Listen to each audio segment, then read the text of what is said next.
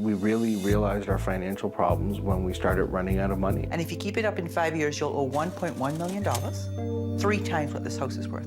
In 2 years, you've managed to rack up over $61,000 in debt. Okay, so today I'm going to be channeling my inner Chris James, and we're going to be watching something that seems pretty appropriate for this channel. We're going to be checking out a reality show called Debt Do Us Part, which is a show that follows couples with their increasingly concerning poor decision making that snowballs them into massive amounts of debt. Now, I know that reality shows like to ham it up, but I would venture to guess that the poor decisions we're about to see are increasingly more common in today's world with the $1.14 trillion of credit card debt that we have just in the US alone. So I think this video will be pretty entertaining. Let me know in the comments down below, but we're just gonna get right into it. I'm Leona, I'm 30 years old, and I'm a publicity specialist.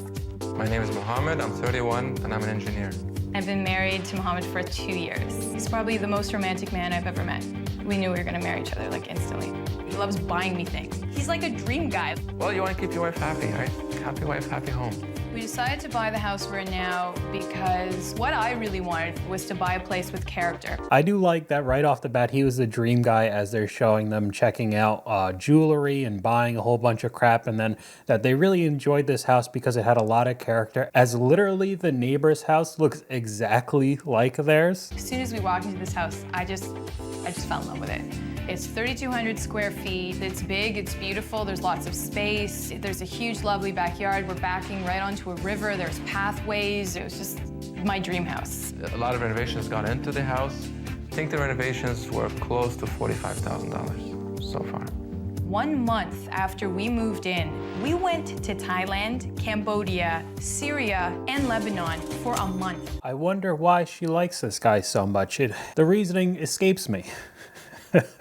We looked for Persian carpets in Lebanon. We kept upping up the quality until we got the best 3 Persian carpets in the store. It was really fun spending a lot of money in beautiful, exotic foreign places, like buying silk curtains from Thailand. We have a lot of things that we have to fix right away, and we just don't have any money left to fix them. I know it's not a good scene. Like, I know that we have a lot of debt, and I kind of, like, don't want to know. If Leona looks at the budget, the risk is an emotional overreaction. So with the almost $400,000 house, which doesn't seem like that bad of a deal for how big of a house they get and all the amenities, spending $40,000 in renovations, including several trips right after they bought the house, and then $12,000 worth of rugs and $3,000 worth of silk curtains that they got from Thailand. And the house is still falling apart and they don't have any more money to fix it. It's weird. I see a lot of similarities to the debt videos that I've made in the past about people on TikTok. The quick way out of this is to sell it for the value, take that money, pay off all the debt. To sell the house, I think, would be very devastating for not just Leona, but for myself as well. We decided to postpone having kids until we felt we were financially stable. Maybe you would have been more financially stable if you didn't buy $12,000 rugs. We have to finish certain parts of this house to be able to be covered fully for insurance, like adding a banister down a staircase that nobody ever uses. Have you priced out the railing? I think it was about $700. How much was the vacation you took right after you closed the house? $8,000 to $9,000. I do appreciate that she had the exact same thought when they said it was only $700 for the railing that they need to put in to be able to get insurance for the house. Pretty big necessity, but at least they took $9 grand and went to Thailand. I think we have stopped spending and now have been paying off debt. So the last 6 months, you can say about $4,000 or $5,000 have been paid off. My guess is that he's a lot more ashamed than his wife, because the way that he speaks, it's basically like he's mumbling and barely speaking into the microphones. It's almost like he doesn't want to be on this show at all because he knows how bad this is going to look for him. You buy a house for $386,000 and you put $20,000 down. Mm-hmm. And then you immediately get a $25,000 loan. So some moronic lender decides to give you more than the value of the house. This is, yes. And then you pay mortgage loan insurance because, of course, your down payment is less than 20%. So on a $386,000 house, you automatically owe $401,000. Yes. And then you went out and spent on credit just to have the nice stuff. Chandeliers, about $1,200. You put in some trees to act like fencing. There's that beautiful bedroom furniture. You pay $2,600 for a fridge. the best fridge you can buy. I bet it's the best fridge you can buy for a total of $48,687.69.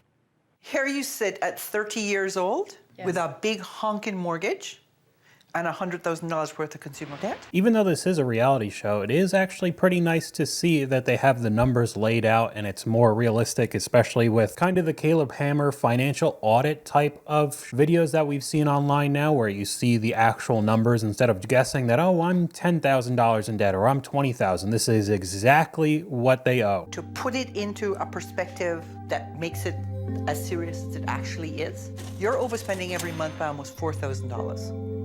And if you keep it up in 5 years, you'll owe $1.1 million, 3 times what this house is worth. I think one of the biggest things that a lot of people don't realize is how much interest compounds. You know, we talk about good financial decisions and compound interest with the stock market or high yield savings accounts, CDs, Roth IRAs, but the same thing can work against you if you have a whole bunch of debt. And honestly, it'll happen faster because the interest rates on a lot of loans and credit cards are way higher than the returns you would get if you make good decisions and put your money into decent investments. A reasonable amount to set aside for home maintenance is about 3% of the value of the home each year. For Mohammed and Leona, that works out to about $600 a month. Even though it's a little bit unrelated, that's what I think a lot of people don't get with the renting versus owning a house. Now, I'm personally renting where I am, primarily because the rent has not caught up to the very expensive houses that I'm around. So if I did want to buy a house, it would be much more a month for mortgage. And then on top of it, just the everyday maintenance for a house. Like they said, 3%, an extra $600 a month. A lot of people don't take into account when they buy a house, a mortgage that would be $2,000 a month most likely won't be exactly $2,000. If something goes wrong, you lose a fridge, a water heater, could be way, way more expensive. And that's where I think sometimes renting really does come into play, because if something goes wrong in the house, it is not my problem. It is my landlord's problem. So there is definitely positive and negatives to both renting and mortgage. So that's why I'm not 100% renting, especially if you're in an area you don't really know that you're going to settle down in, or if you're just finally moving out of your parents' house and it's the first time you really become an adult. Well, the biggest one is that if we're actually working together, we're on the same page, we actually are going to be more successful paying down our debt. Right. Was this worthwhile for you? It's definitely worthwhile. We have better control of our finances. We know where each dollar is going. Yep. And then when it comes to the house, we actually budget on a monthly basis. What a concept, eh? Yeah. So I mean, that becomes increasingly common now, especially in relationships where people just aren't on the same page financially. Somebody wants to spend a lot more, doesn't know how much money's actually coming in, and the debt will just snowball like that. And I feel like this was the financial audit show before Caleb Hammer. I mean, this is like reality TV. It wasn't on YouTube, but definitely a wake-up call for somebody spending almost $10,000 a month and not really knowing how much debt they're in. All right, let's head over to the next family. Right now, I'm on maternity leave, so I stay at home and take care of my 9-month-old daughter. I'm going to have a baby sometime in December in the winter, so this family is going to need more money. My name's Dan, and I'm in electronic sales. We owe them an extra payment because we're behind. The bills that stress me out the most are the loan we took out for our wedding. This is where the problems begin.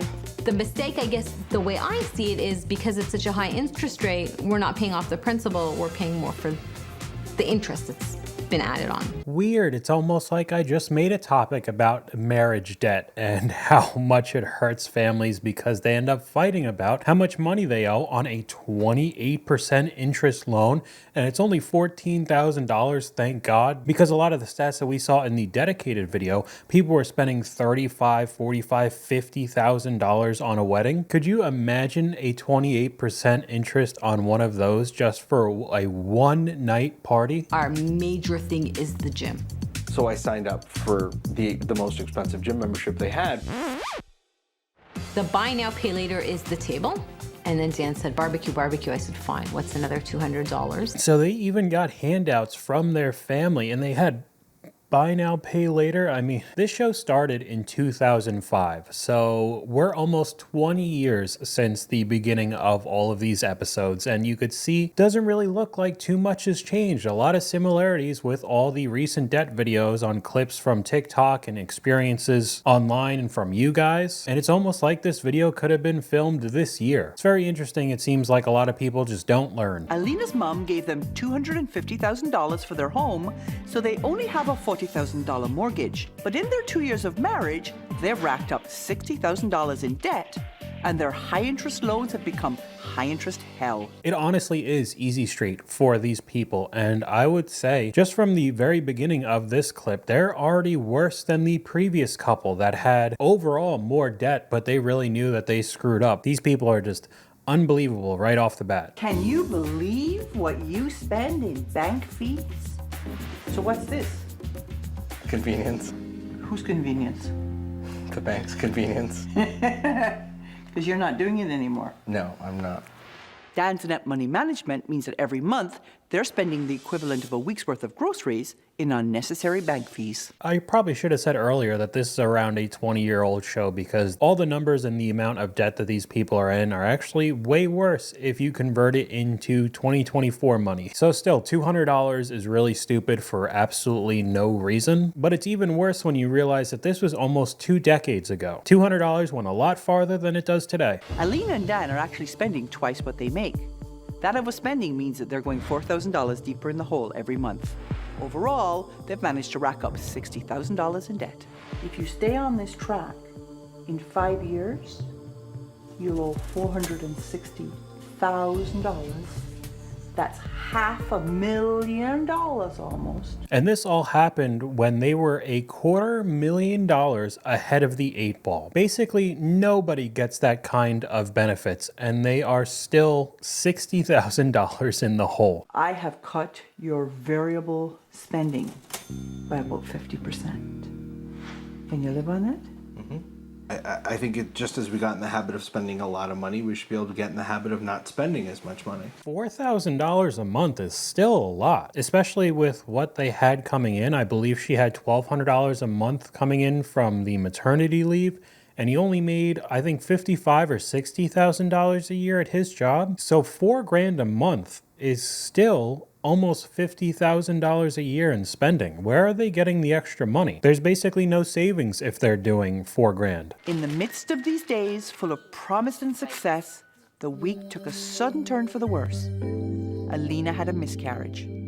We are going through personal issues, which are very difficult right now, but I mean, this whole process is keeping us busy, which is a good thing.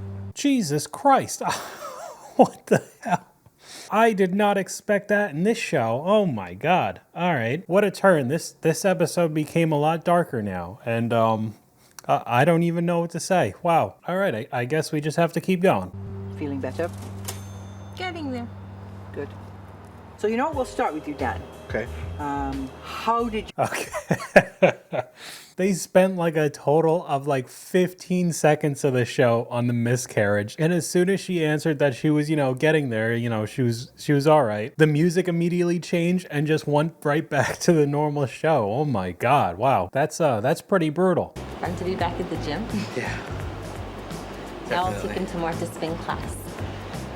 Ready? Yeah. He looks like he was dying there. He was not having a good time at the gym at all. We've stemmed the bleeding in your cash flow. We have $3,600 a year in your budget for savings. If you do just that, at 5%, in 35 years, you'll have $600,000 saved. That would be nice.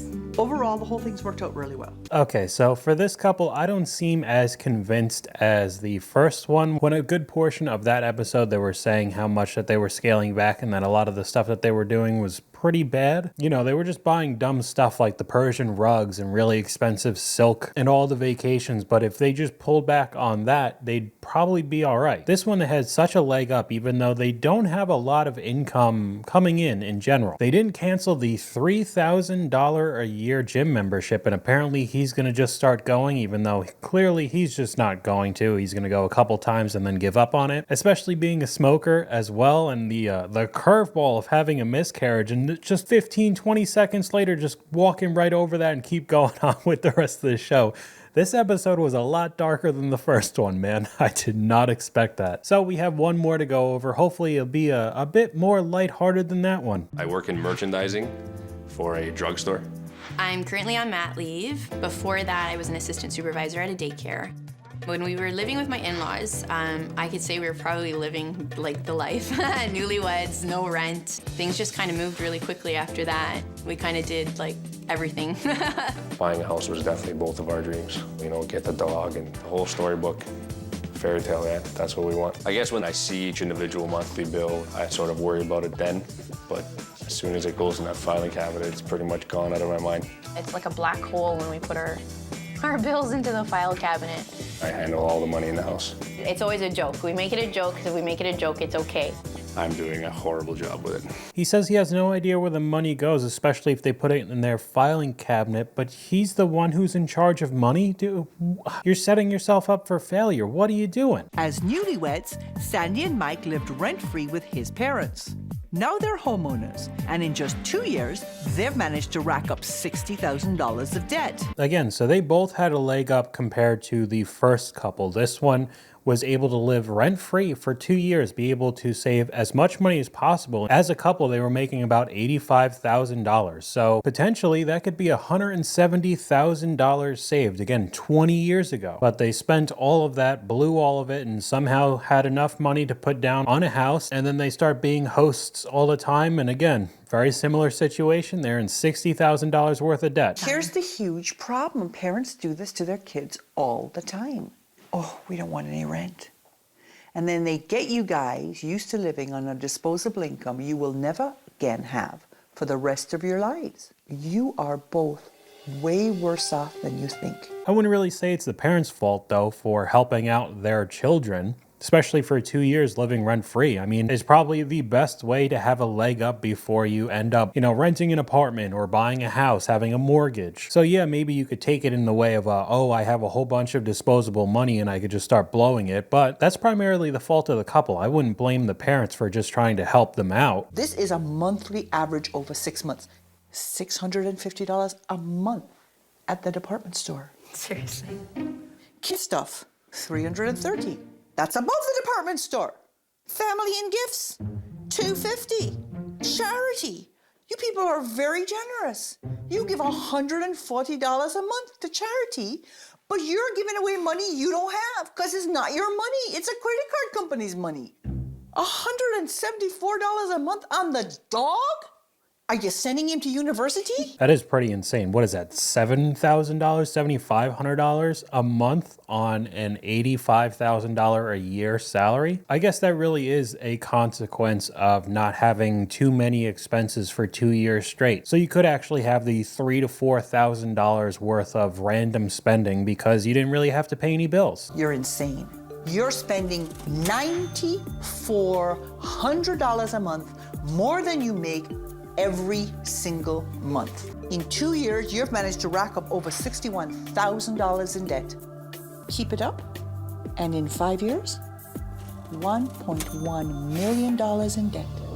Seen a lot of similar numbers between all three of these couples, and this is no relation. It's not like I picked any of these out specifically for that, but it's actually even worse. Again, almost $10,000 a month, worse than I thought. You're going back to school with a bunch of grade 7s, learning how money works and how to manage money appropriately. Okay, so Eden the banker is handing out your monthly banking statement. Eden the banker wants to make sure that you are balanced at the end of the month. So add up all of the withdrawals and subtract them from the deposit and see where you end up at the end of the month. Okay, so I'm not gonna lie, I did not have any of these types of classes in any grade when I was in school. But especially at this age, I knew absolutely nothing about personal finance whatsoever. This is one of the hardest things I have to do. Your challenge this week is to sell your home, pay off as much of your debt as you can, move home, so that you can recreate the down payment you'll need to start again. We can't sell our house. You're spending almost $1,200 a month more than you should be on housing. How are you planning to balance the budget then? I can get it. You can get an extra $1,200 a month net, Yes. and she has to be back at work full time. How are you going to do it? A disc jockey on the side. Are you serious? Yeah. We can't sell our house. There's no way. If that's what it's going to take, We then, can't. because when we bought the house, I stopped DJing and You know stayed on what? the line. Here's the thing, okay? You get it in line, no problem. Okay, so for this being a reality show, they do know how to throw some curveballs because he does not look like the DJing type, but I guess he has to if they don't want to sell the house. So also with the host legitimately saying that you just could not afford this at all and you'd have to sell the house, that's probably something not a lot of people want to hear. It is just the honest truth when they were spending so much over. But I guess DJ Mike over here is going to come over and save the day. That I cut your spending by 84% and you still have money left over. We've already felt the difference with not having our cards with us. Like, I can't believe how much we don't spend when we don't have access to them. So that's something that's very different over the past 20 years because now everybody with their phones, there's basically no way to avoid having access to your credit cards. Everybody's got some sort of Apple Pay or Google Pay and you click a couple buttons or you just hover it above the POS system and it instantly takes your card. Same thing with any of the online stuff. Payments don't actually need to have your credit card on hand. It'll save it on file. It does make it even easier to spend a whole bunch of money you don't really have now. We know what we've done wrong, and now we know that we need to change it, and we're both very dedicated, and I think our son is our greatest motivation, so we have to work for him. It's all for him. Okay, so during the last month, what we've managed to do, we've managed to create a realistic budget for you. We created a debt repayment plan that, although it is a little long, will get you out of the hole.